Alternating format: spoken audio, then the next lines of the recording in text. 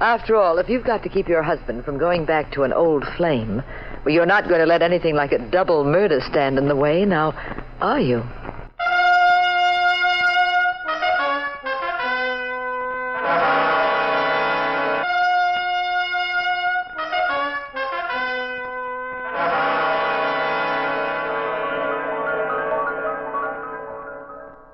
The National Broadcasting Company presents The Adventures of the Abbotts, starring Claudia Morgan and Mandel Kramer as Pat and Jean Abbott, those popular characters of detective fiction created by Francis Crane, whose current book is Death in Lilac Time. NBC invites you to join Pat and Jean each week at this time for another recorded adventure in romance and crime. Now here is Jean Abbott to set the stage for tonight's puzzle in Murder.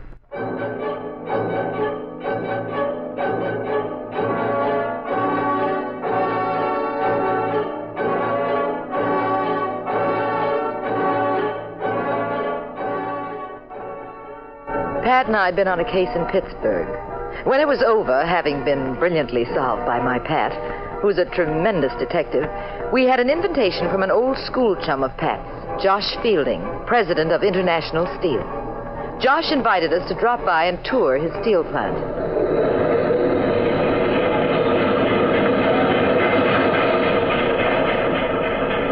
Pat and I stood beside Josh as he led us past the huge, boiling cauldrons of hot, liquid steel.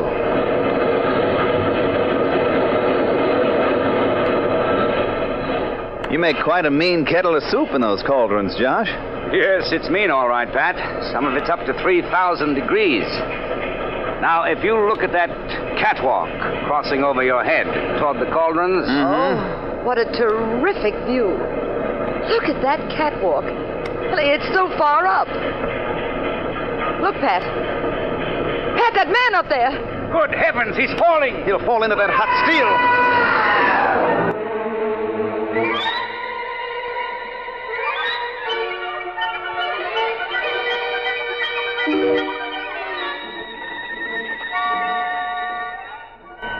I'll never forget the sight of that man as he fell past the girders, his hands clutching helplessly at the air. His face twisted in unspeakable fear.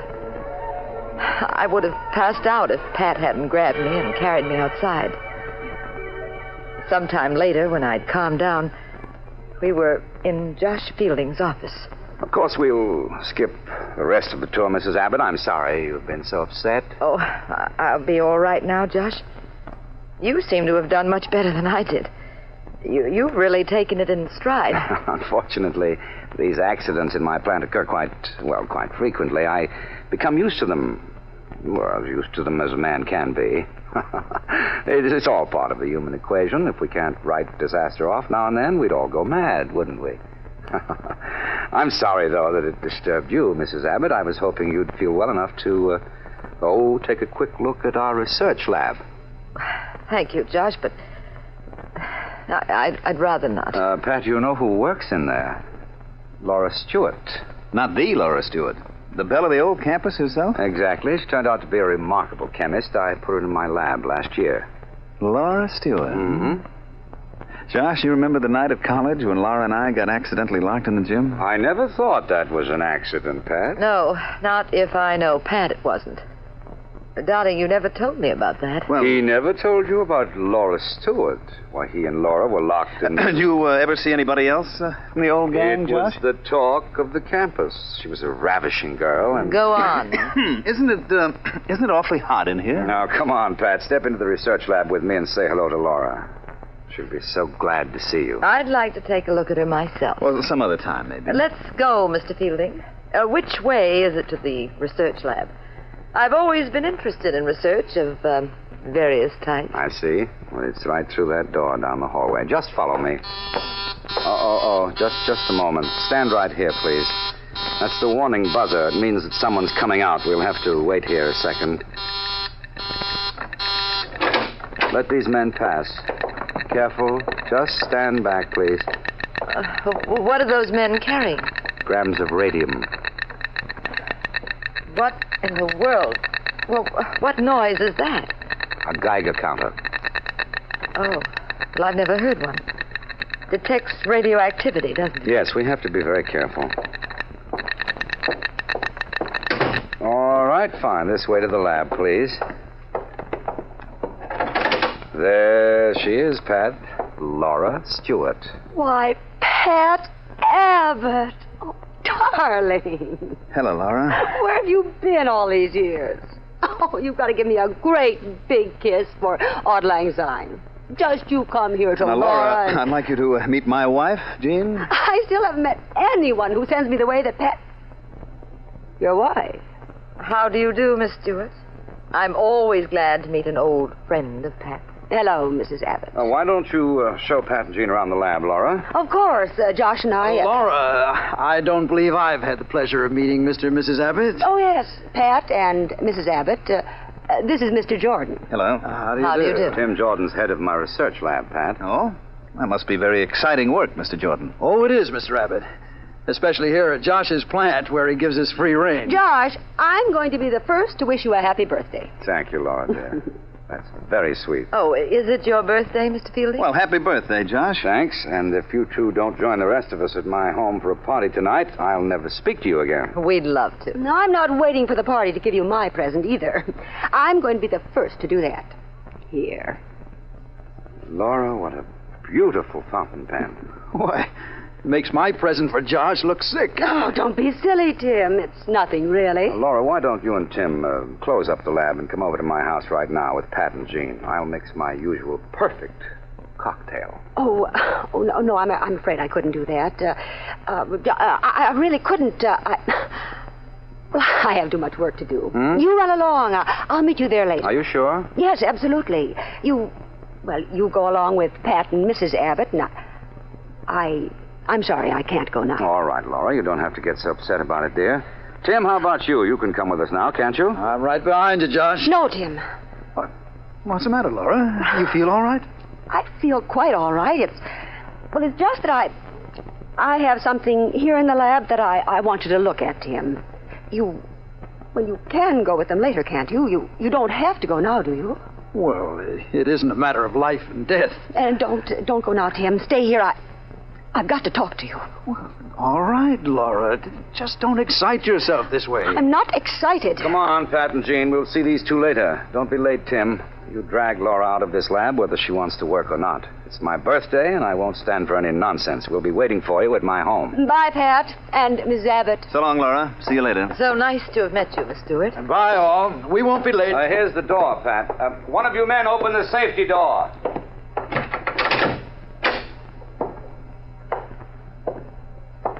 Well, your old flame may be a very glamorous-looking woman, Pat, but I'm afraid she's on the hysterical side. Don't you know why?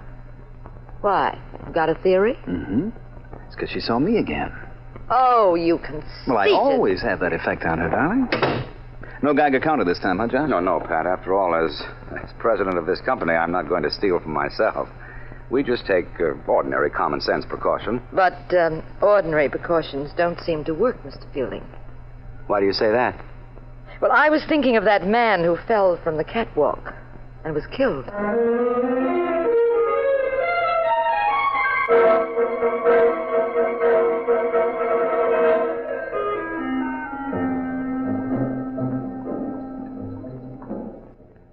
Pat.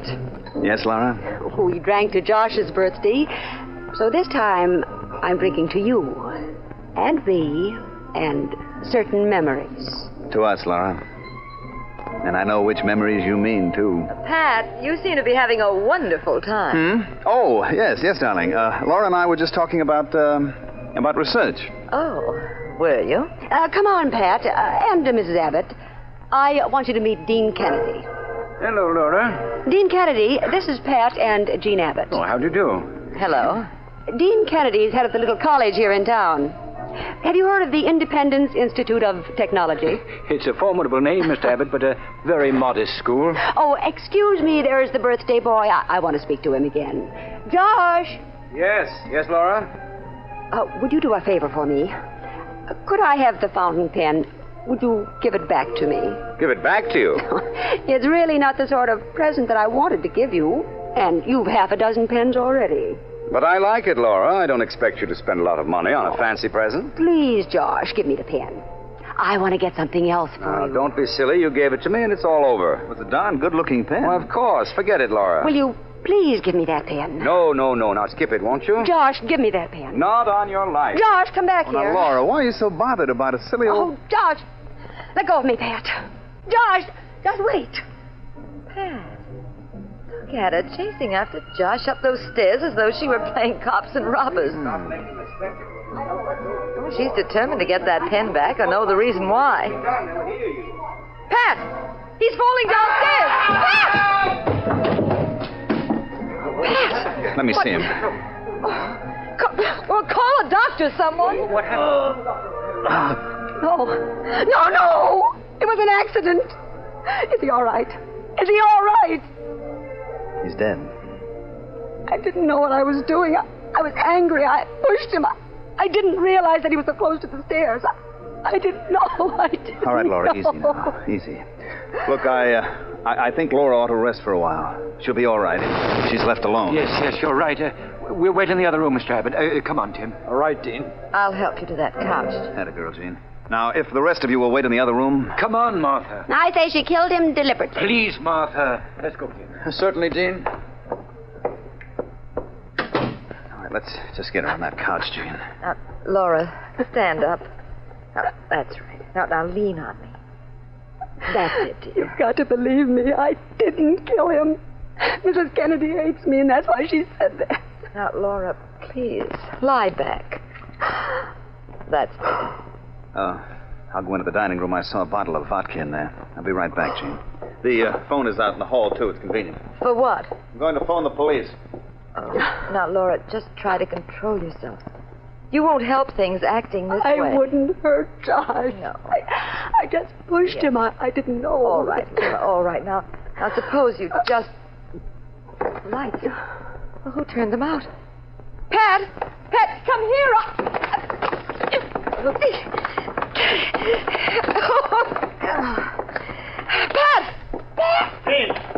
Jean, where the devil is that light switch?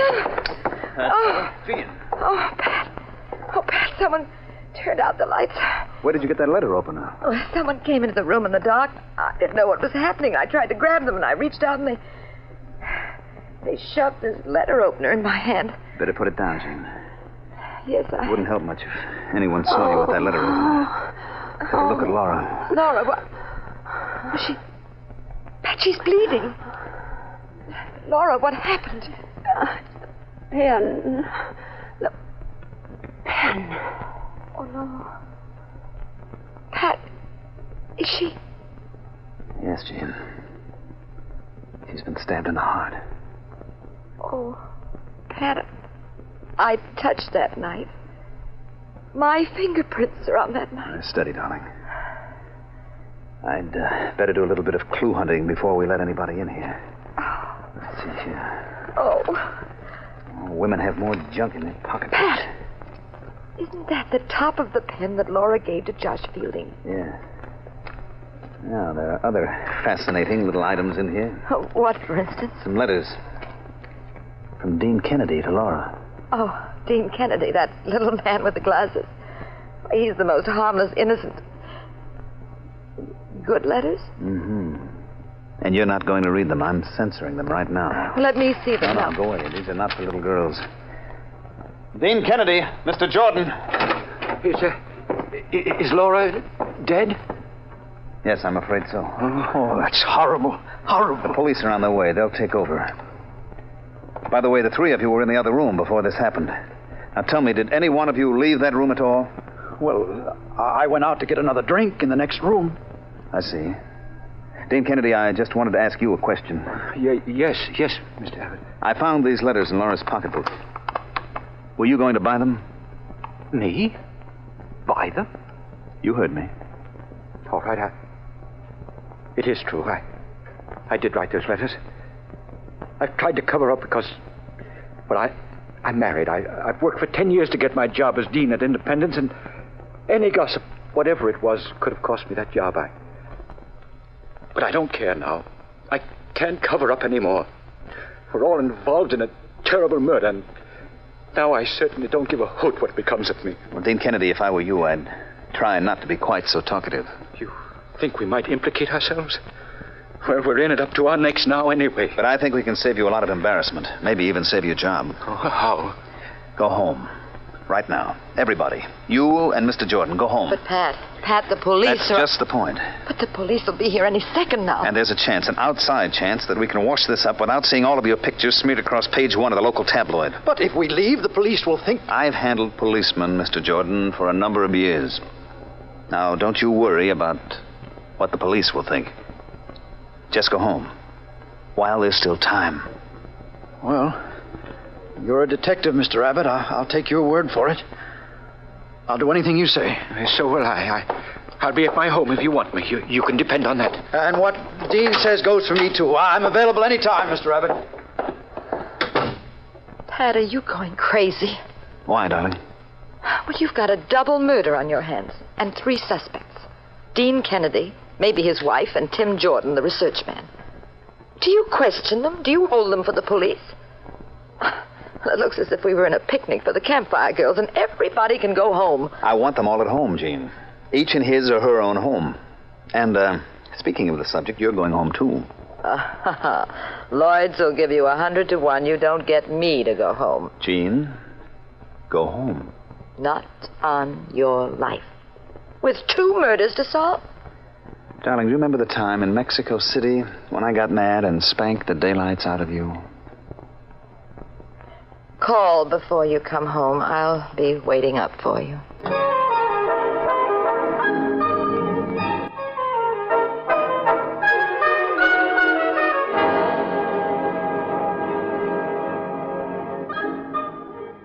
Very much upset, I went home. Pat swings quite a punch when he spanks. And the last time we had that kind of a session, I couldn't sit down for a week, so I went home. Meanwhile, as I learned later, Pat was traipsing around, of all places, in a car with a friendly policeman.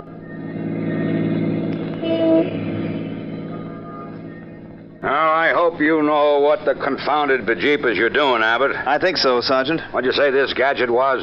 That's a Geiger counter, Sergeant.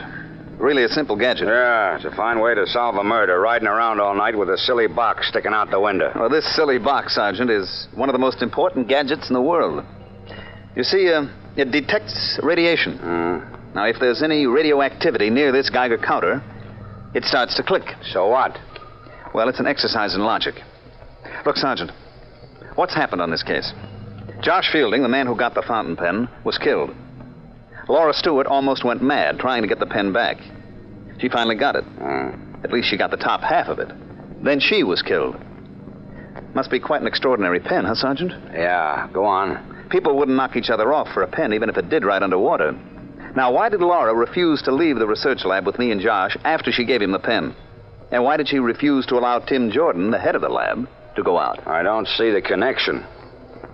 There was a Geiger counter outside the lab, Sergeant. It clicked when we arrived. Obviously, because an employee came out of the lab with some radium.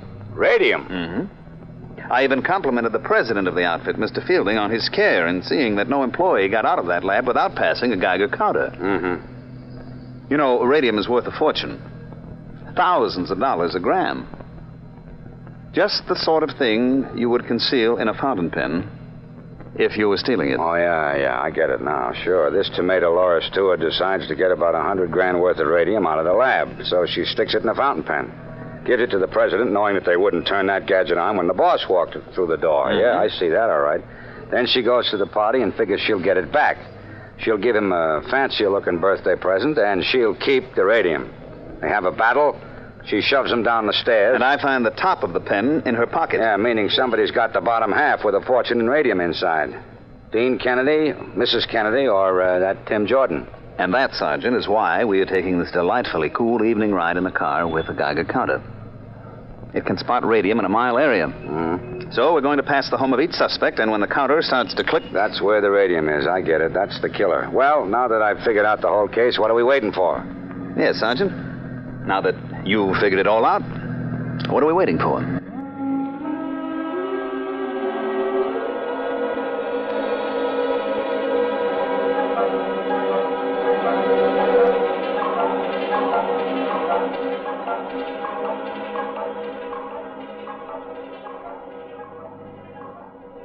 Well, that's Tim Jordan's house right ahead of us, Abbott. He's the head of the research lab. All right, Sergeant, I'll turn on the Geiger counter. Okay, it's on. Now stop the car. All right. If the counter starts to click, he's our man. Okay, listen closely, Abbott. Anything yet? Nope. Drive on.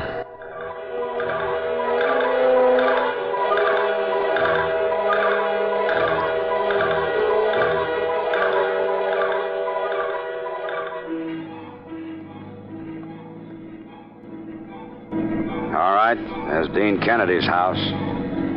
Listen closely now, Abbott. Nothing doing. No, I don't hear anything. All right, it's the Dean's wife, then. Maybe, Sergeant. Maybe. Or who else could it be?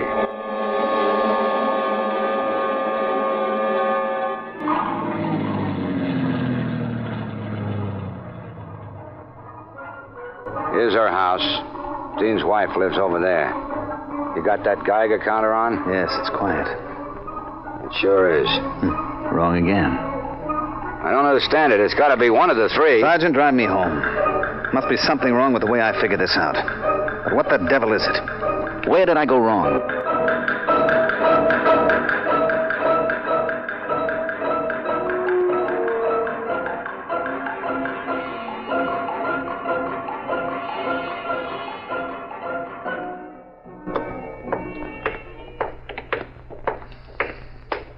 Okay, Abbott. Home sweet home. Here you are. Hey, your wife's got the light on. I bet she's sore as a pup. You leaving her home while you work out the case. Only I haven't worked it out, Sergeant. There's something wrong. Hey, wait a minute. Holy Aunt Hannah, you hear what I hear? Yes. The Geiger counter's clicking, but Sergeant... Clicking, all right. That means the killer's in your house, Abbott. Don't tell me your wife took that radium. Don't be ridiculous. Let's go in. Hey, how do you like that gadget? Clicking like crazy. There's radium in that house of yours, Abbott. There's a killer in there, too, with Jean.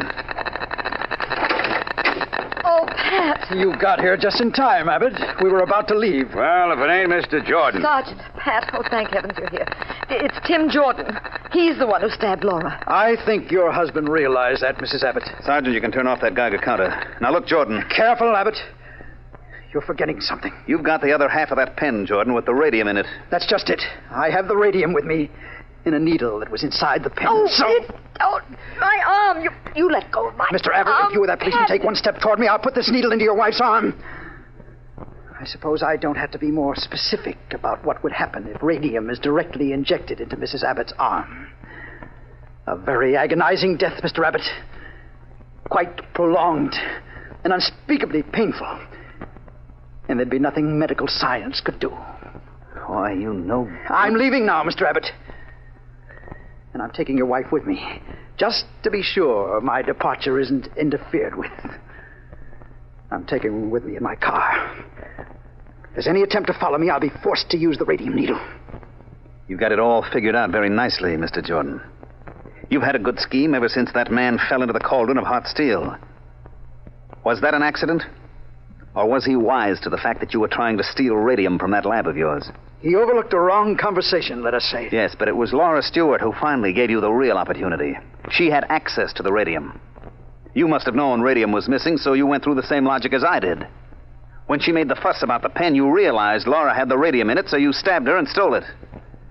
But you were afraid Jean had noticed you in the dark, so you came here to make sure. I'm afraid I haven't any more time, Mr. Abbott. That is, we haven't. Your wife and I. My car's outside.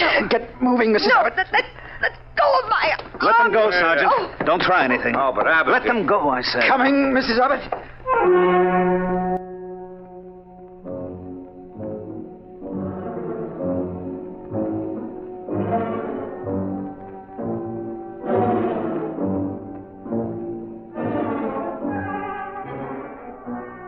Tim Jordan gripped my arm with the radium needle about an inch from my wrist. The slightest movement, and he would have jabbed it deep into my veins. Pat, who'd usually fight like 10 Marines, stood grimly watching us go out the door. My Pat wouldn't take a chance, however good it was, on anything as dangerous as radium. When we got outside, Jordan took out the gun he'd been carrying and made me get into his car.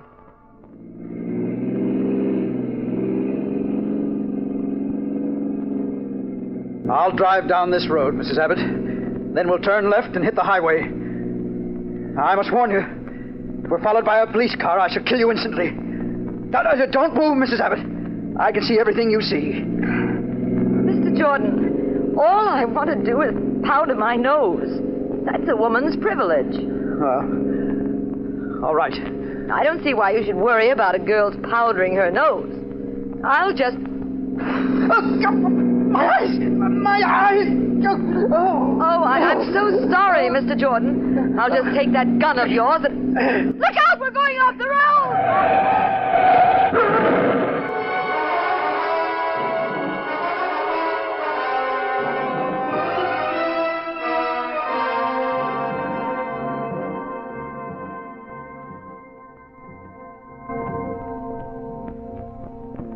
Jean? Jean, darling? Wake up, darling. Jean.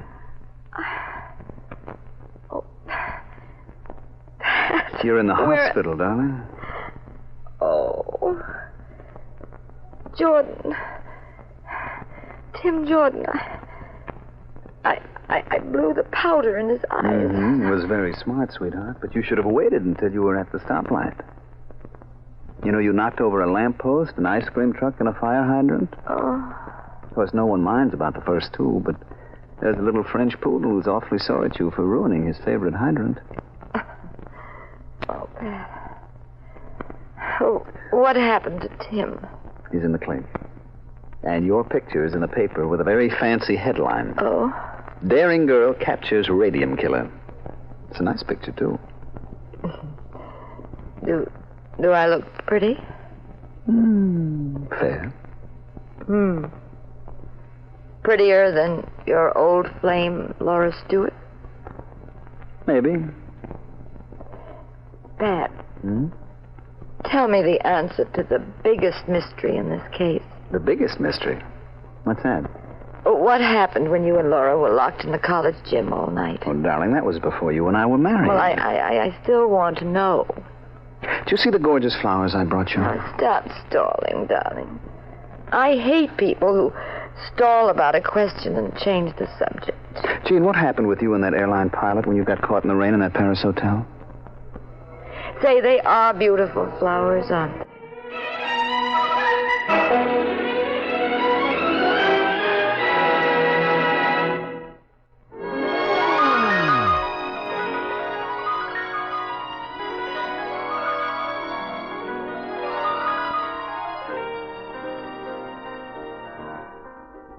Adventures of the Abbotts has come to you through the worldwide facilities of the United States Armed Forces Radio and Television Service.